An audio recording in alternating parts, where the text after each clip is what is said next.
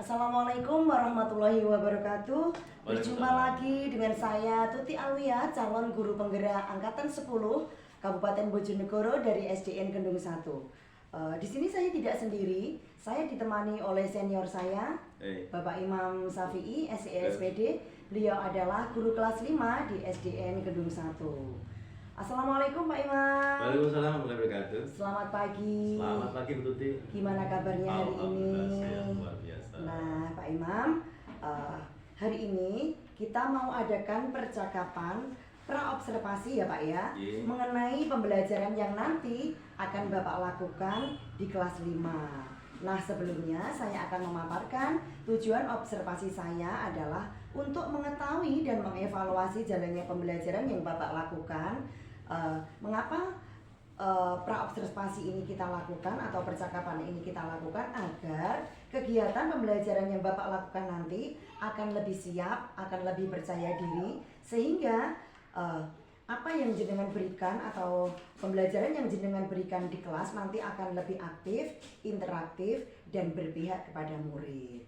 Pak Imam, saya akan mengajukan beberapa pertanyaan. Yang pertama yaitu tujuan pembelajaran yang Bapak inginkan pada hari ini atau pada nanti ketika ada observasi kelas itu apa Pak kira-kira?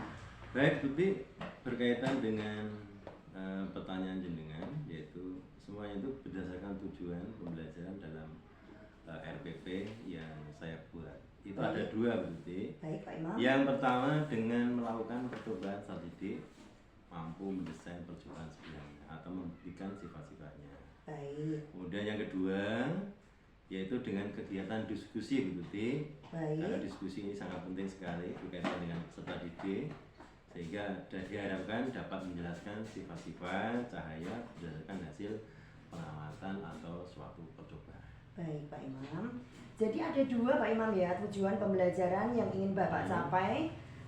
Lalu bagaimana area pengembangan yang ingin Bapak capai atau yang ingin Bapak observasi dalam pembelajaran tersebut? Area yang kita gunakan ini ada dua Budi. Ya, baik. Ada area pengetahuan dan area keterampilan. Baik. Untuk area yang pengetahuan ini adalah siswa diharapkan mampu memahami, yaitu berkaitan dengan penelaahan sifat-sifat cahaya dan penggunaan dalam kehidupan sehari-hari. Baik.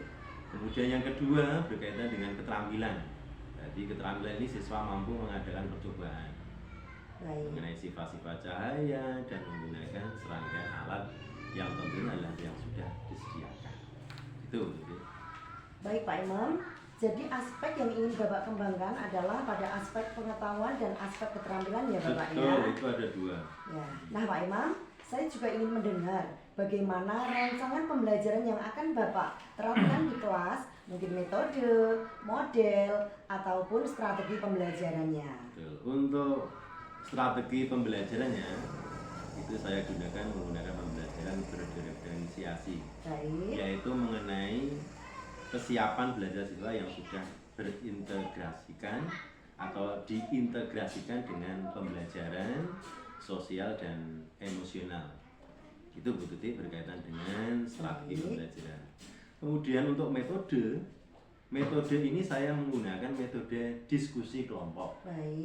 Berdasarkan kemampuan dan keaktifan siswa. Sebab dalam diskusi saya dapat mengamati keaktifan siswa dalam belajar.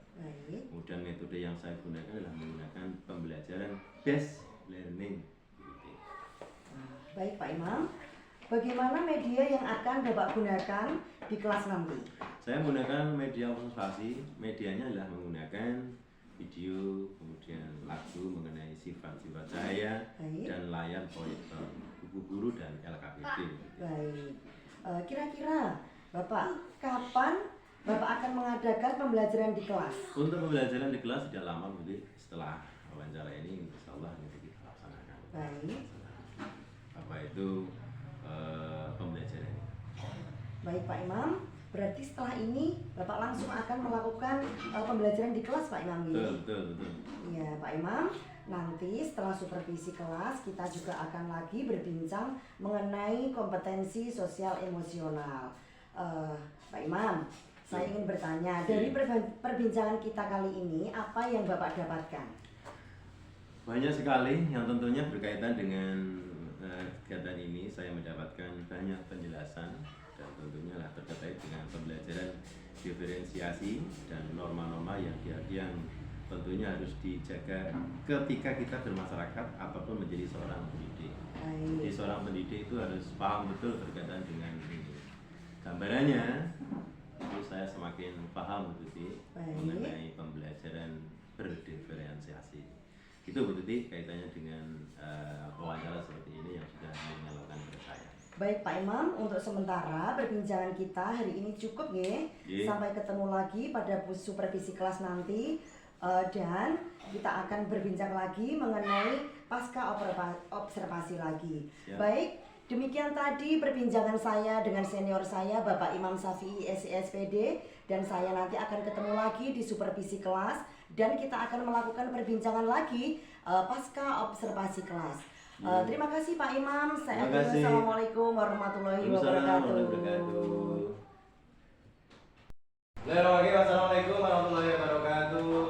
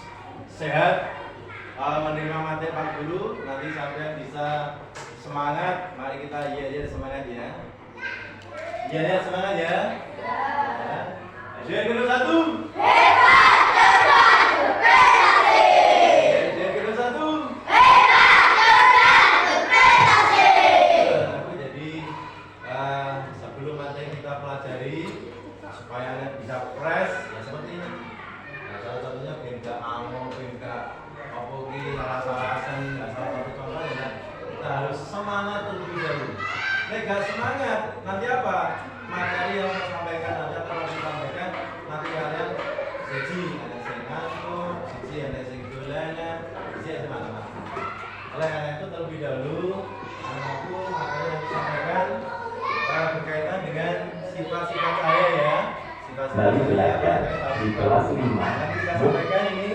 Kita putarkan terlebih dahulu video. Siap mendengarkan? Siap melihat? Dilihat, dicermati, dicerna. Nanti apa yang disampaikan di video ini bisa nanti diekspresikan ya. Setelah itu nanti kita jelaskan. Siap ya? Oke.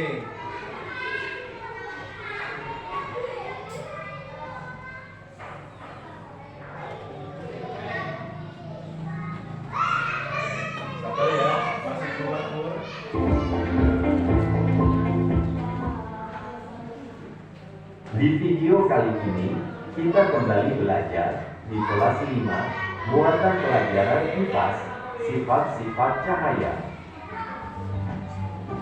Cahaya berasal dari benda-benda yang menghasilkan cahaya yang disebut sebagai sumber cahaya. Sumber-sumber cahaya antara lain matahari, lampu, dan api. Cahaya dibedakan menjadi dua, yaitu cahaya tampak Cahaya tampak adalah cahaya yang dapat ditangkap oleh mata, seperti cahaya matahari, cahaya lampu, dan api. 2. Cahaya tidak tampak. Cahaya tidak tampak adalah cahaya yang tidak dapat ditangkap oleh mata, seperti sinar ultraviolet, sinar inframerah, dan sinar X. Sifat-sifat cahaya. 1. Cahaya merambat lurus. Berkas cahaya merambat lurus. Contohnya, cahaya matahari yang menembus jendela, lampu sorot di lapangan sepak bola, berkas cahaya yang berasal dari proyektor film yang dipancarkan ke arah layar, dan cahaya dari lampu senter. 2. Cahaya menembus benda bening. Benda bening merupakan benda yang dapat ditembus oleh cahaya. Contoh berkas cahaya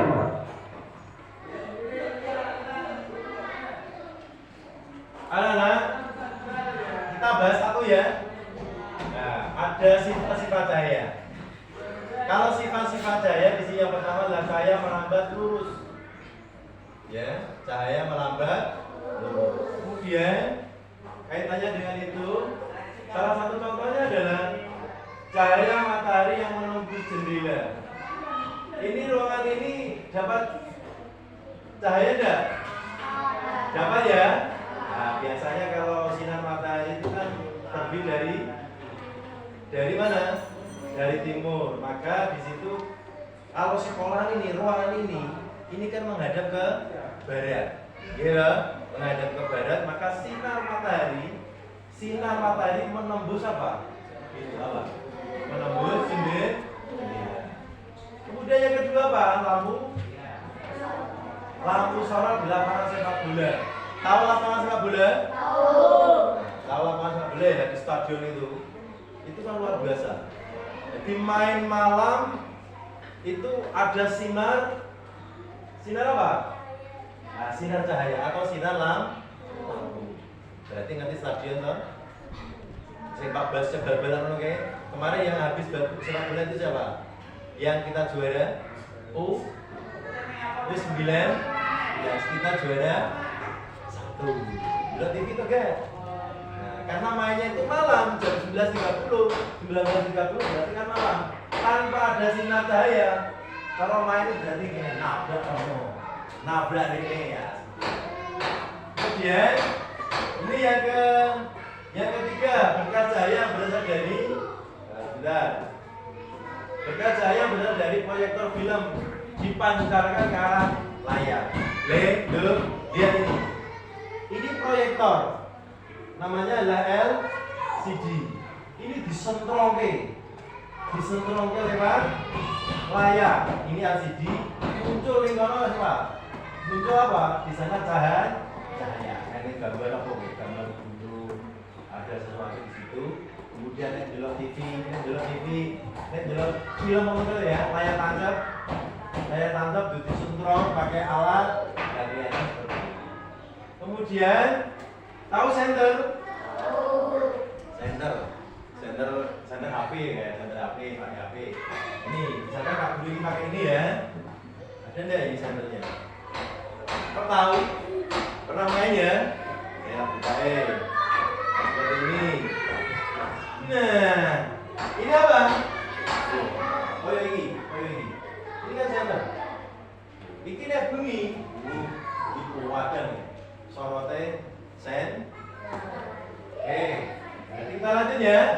Lanjut berikutnya. Merambat lurus.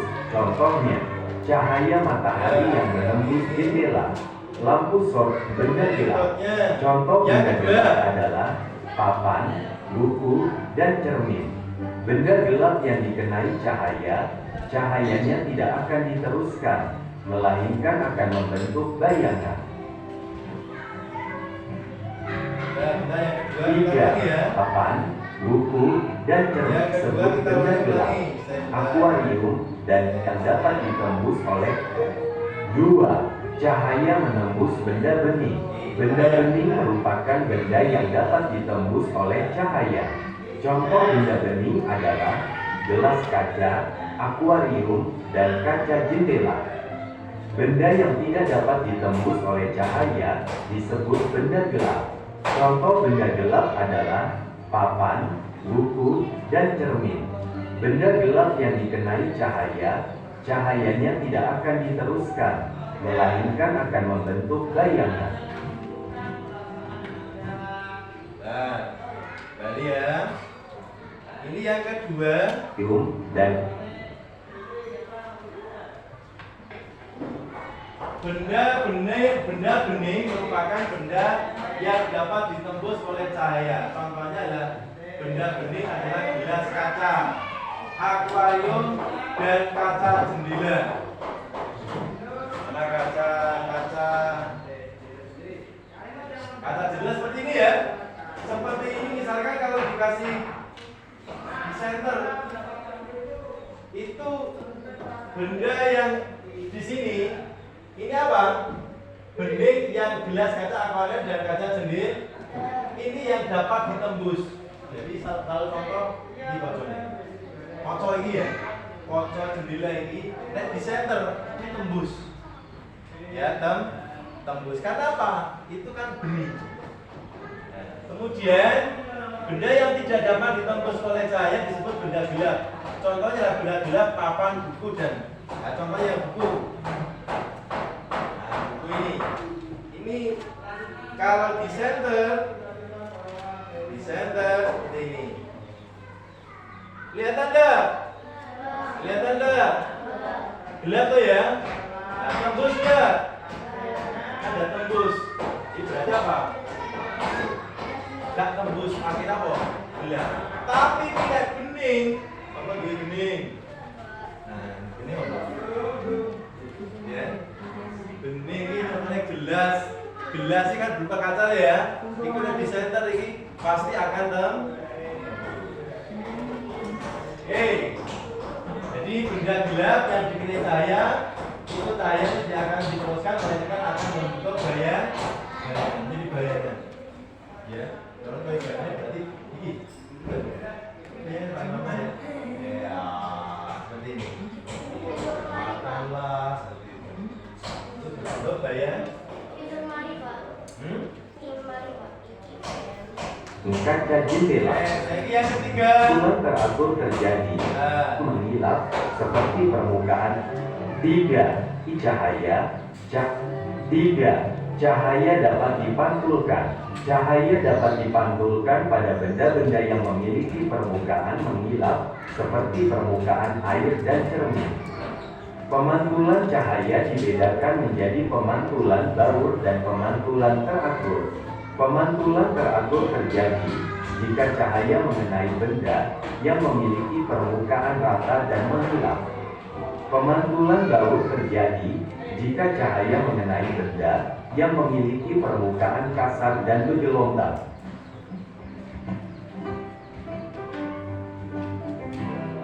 Contoh penerapan pemantulan teratur. Peristiwa pemantulan teratur ini dimanfaatkan untuk mendapatkan foto yang indah, seperti panorama gunung yang bayangannya terpantulkan oleh permukaan air yang berada di sekitar tempat kamera mengambil gambar. Hal ini terjadi karena permukaan air mampu memantulkan cahaya secara teratur, sehingga mampu membentuk bayangan yang jelas. Contoh penerapan pemantulan baur. Peristiwa pemantulan cahaya matahari yang mengenai permukaan bumi, di mana permukaan bumi memiliki permukaan yang kasar atau tidak teratur. Pemantulan baur inilah yang menyebabkan sinar matahari atau cahaya matahari bisa sampai ke dalam ruangan rumah-rumah, walaupun rumah tersebut berisi atap yang menghalangi cahaya matahari masuk ke dalam ruangan. Sehingga meskipun ruangan di dalam rumah tidak terkena cahaya matahari secara langsung, tetapi kita masih bisa melihat isi ruangan tersebut secara jelas. Kita bisa melihat benda-benda tepat sebelum matahari terbit dan matahari terbenam. Hal ini dikarenakan pengaruh dari pemantulan baur. Pemantulan pada cermin dapat dibedakan menjadi 3, yaitu pemantulan pada cermin datar, cermin cembung, dan cermin cekung. Pemantulan pada cermin datar, bayangan yang dihasilkan pada cermin datar yaitu bayangan tegak dan semu atau maya. Bayangan semu merupakan bayangan yang tampak pada cermin. Besar dan tinggi bayangan sama dengan besar dan tinggi benda sesungguhnya. Jarak benda dengan cermin sama dengan jarak bayangan ke cermin. Bagian kanan bayangan merupakan bagian kiri pada benda sebenarnya dan sebaliknya. Contoh cermin datar adalah cermin rias, kaca jendela, dan permukaan air yang tenang. Pemantulan pada cermin cekung, bayangan yang dihasilkan pada cermin cekung yaitu jika letak benda sangat dekat dari cermin akan menghasilkan bayangan tegak, lebih besar, dan semu. Jika letak benda cukup jauh dari cermin, akan menghasilkan bayangan nyata, terbalik, dan diperbesar. Bayangan nyata merupakan bayangan yang tidak tampak pada cermin, tetapi dapat ditangkap di depan layar.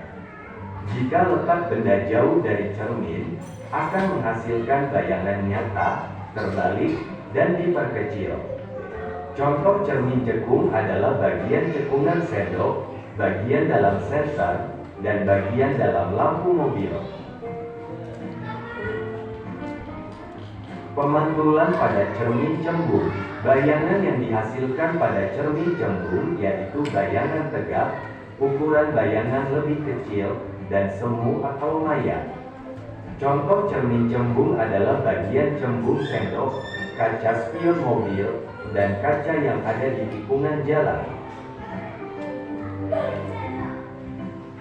4. Cahaya dapat dibiaskan atau refraksi di mana permukaan bumi.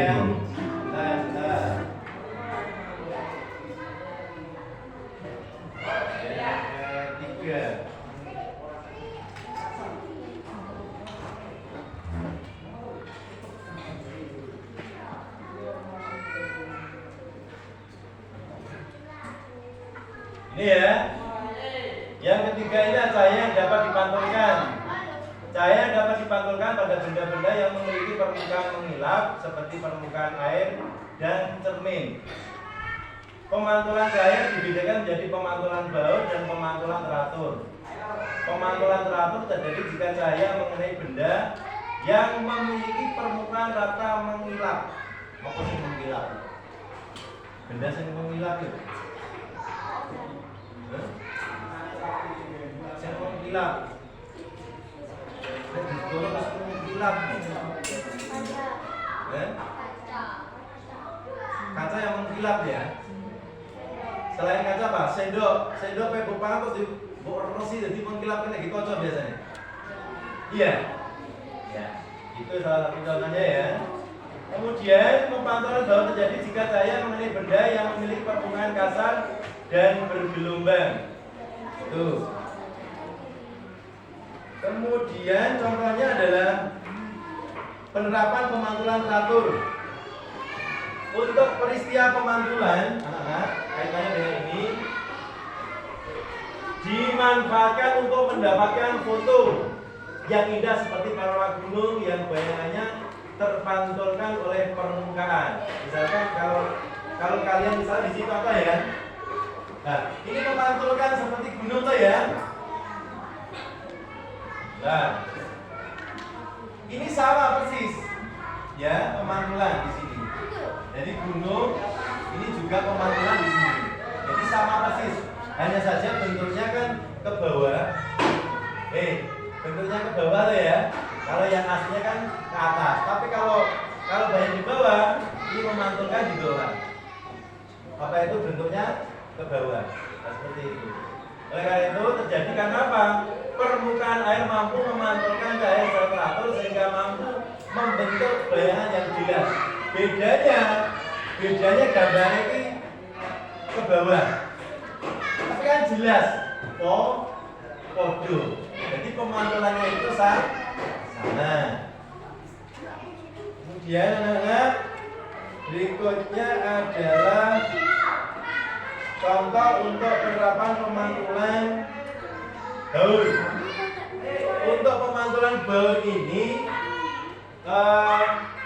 peristiwa pemantulan cahaya matahari yang mengenai permukaan bumi, di mana permukaan bumi memiliki permukaan yang kasar, tidak teratur. Pemantulan baur ini menyebabkan sinar matahari atau cahaya matahari bisa sampai ke dalam ruangan rumah. Walaupun rumah tersebut berisi atap yang menghalangi cahaya matahari masuk ke dalam ruangan. Meskipun ruangan di dalam ruangan tidak terkena cahaya matahari secara langsung, tetapi kita masih bisa melihat isi ruangan tersebut secara jelas, ya, secara jelas. Kita bisa melihat benda-benda tepat sebelum matahari terbit dan matahari terbenam. Hal ini dikarenakan pengaruh dari pemantulan Kalau sampai melihat matahari terbit kan dari timur tuh ya, kemudian terbenam di mana? Di barat, terbenam di barat sana. Kalau kalian melihat di sana luar biasa sekali. Jadi panoramanya seperti ini. Jadi kelihatan asik sekali. Itu kalau sampai di pantai, pernah ke pantai? Waktu itu pernah ke pantai Parangtritis? Pernah ya? Kalau pagi sekali sinar matahari terbit itu kelihatan luar biasa ya, pemantulan. Kemudian, nah ini ada pemantulan cermin datar.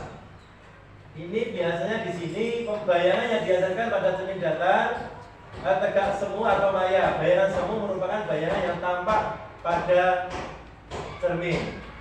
Kemudian besar dan tingginya sama dengan besar yang tinggi benda itu sesungguhnya.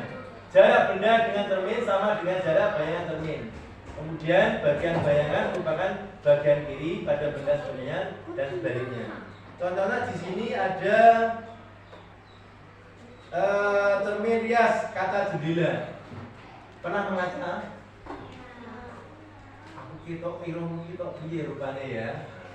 Mancung atau pesek atau mungslep raiku kok elek banget terus diwadani jadi api. Itu bentuknya enggak seperti itu. Kemudian terakhir kaitannya dengan sini. Nah, ini biasanya nggone cermin cekung. Cermin cekung ini biasanya tahu spion. Spion tahu ya? Nah, ini spion. Cekok. Kemudian kalau yang cembung, sampean tahu lek mau Mojojo? Nah, kuwi kaca cembung. Dadi sampean kok waduh ketok. Mane sapa ki? Apa jenenge? Malik. Dadi kok kulon. Kaca cembunge kan ketok to ya. Dadi kok kulon wis ketok. Ya kelihatan. Ini namanya apa? Ini kaca cembung. Jadi semua arah kolor yo ketok, kok kulon yo ketok, kok gitu yo ketok. Jadi kelihatan. Tapi kelihatannya apa? Kecil. Terus kok ini berarti seperti ini. Contohnya cermin cembung, ada bagian cembung sendok, kaca spion mobil dan kaca ada di lingkungan tikungan jendela ini. Sing wis ketau ngerok ning gone ngono. Iki. Ah, ini mau Mojojo ya. Ini mau Mojojo. Selesai itu anak-anak. Ya untuk materi pada kesempatan hari ini. Selanjutnya setelah sampai melihat video ini dan saya jelaskan kaitannya dengan materi sifat-sifat cahaya, ini kita kasih tugas ya. KPD-nya.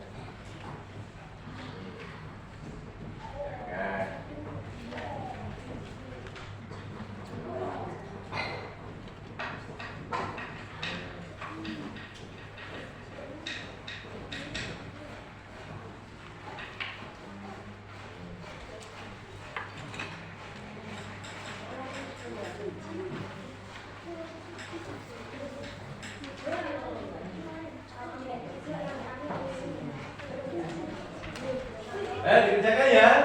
Dikerjakan, nanti setelah dikerjakan semua nanti kita simpulkan apa yang sampai kerjakan di sini. Oke, Nana ya? Apa? Sudah dikerjakan.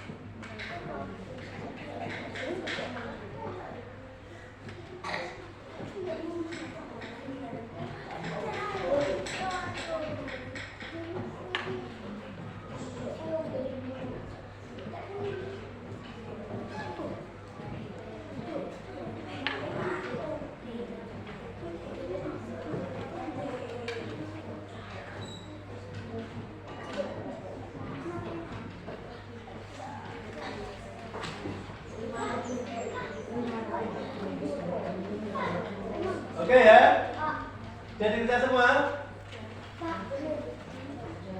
Udah ya? Udah, kita ambil kesimpulan. Ya? Dengarkan. Kaitannya dengan apa yang saya sampaikan tadi. Pak Guru sampaikan tadi bahwa tadi yang sudah saya sampaikan kaitannya dengan apa, anak-anak? Yaitu kaitannya dengan materi yang disampaikan berkaitan dengan satu apa sih tadi apa? Sifat-sifat cahaya. Jadi sifat-sifatnya cahaya sama sudah tahu semua tadi ya. Nah itu. Kemudian yang sangat menarik apa tadi? Sing mbok menarik apa tadi? Ya. Cahaya sing mbok tarik apa tadi? Iki loh. Ada di center. Cahaya yang tembus, cahaya yang tidak tembus. Apa wae sing cahaya sing tembus tadi? Kaca. Yang tidak tembus apa? Buku. Kemudian apa lagi? Papan. Kemudian yang bisa tembus apa?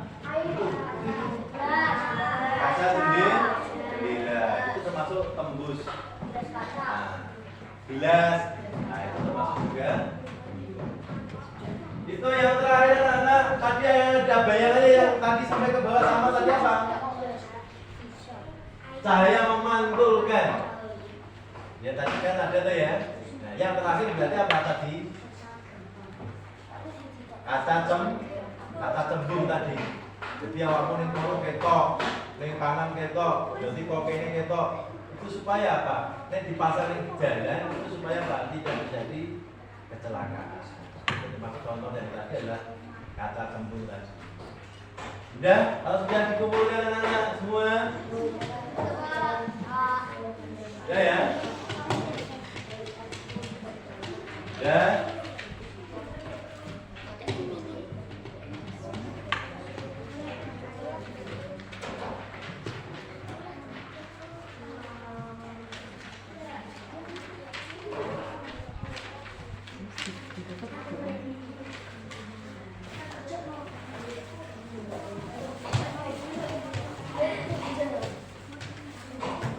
Itu materi Bapak Guru yang kita sampaikan. Mudah-mudahan anak-anak semakin cerdas, semakin belajar semakin giat. Dan jangan lupa di rumah selalu rajin belajar ya. Rajin belajar, jangan selalu main HP. Yang penting apa yang sudah Pak Guru sampaikan tadi, sampean semua bisa apa? Membaca lagi. Bisa dibaca lagi, ya, bisa dibaca lagi di rumah. Kalau belum tahu tanya bapaknya atau ibu. Kalau belum tahu lagi, besok ditanyakan sama bapak ibu guru atau ibu guru kaitannya dengan materi yang sudah saya sampaikan tadi. Setelah itu coba materi Pak Guru akan kita tutup, namun sebelumnya kita berdoa lebih dahulu. Nah, dipimpin Malik, saya juga.